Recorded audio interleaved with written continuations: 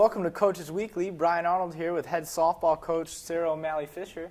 Coach, a real exciting week for the Cougars. 2 weeks off and we come out swinging literally 4 straight wins. It was a good weekend. When we came back from spring break, the coaches sat down and we kind of talked a little about what some of the things were that didn't go well. And we readjusted and we brought the kids in and we talked about having a deliberate process now, being have a little bit more thought into what we do when we come into practice, not just come and go through the motions and practice hard for 2 hours, but being deliberate in the work that we put in.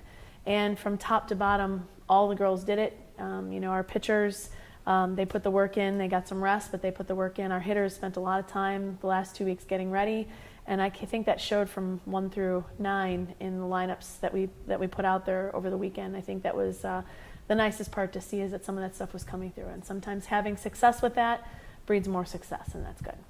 One of the players I thought really stood out over the past week was Melissa Balkema. Mm-hmm. She's really been hitting extremely well for you guys. Yeah, and Melissa is just natural. She can hit really good pitching.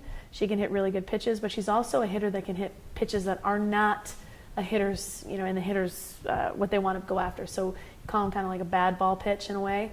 And so she can hit when she's on and she's dialed in. She's going to put the ball in play, and it's going to be hard all the time.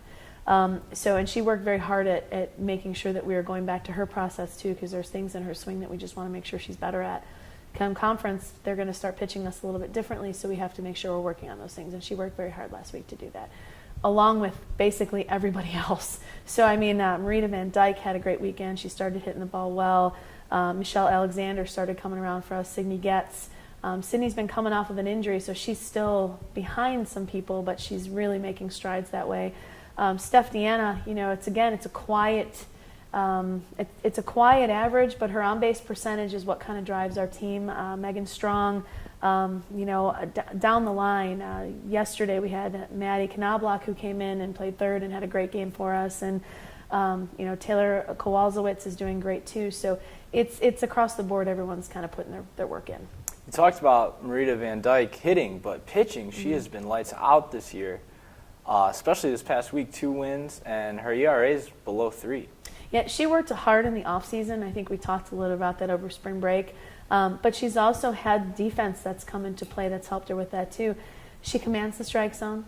She might give up a hit here and there, might walk a few people here and there, but she never loses her composure. She pretty much stays even keel throughout the entire time she's on the mound. So she's in a really good place. She's in a good place, and she's worked hard to get there. Julianne Nation has also done that too. She had kind of a hard luck week in over spring break, and then the last, she threw 9 innings in our win against North Park on Friday, and it was, first inning we gave up 3 runs, and after that she was lights out. So, pitching wise, I think we're in a good spot too. We get Courtney Pepper back this week just from an injury.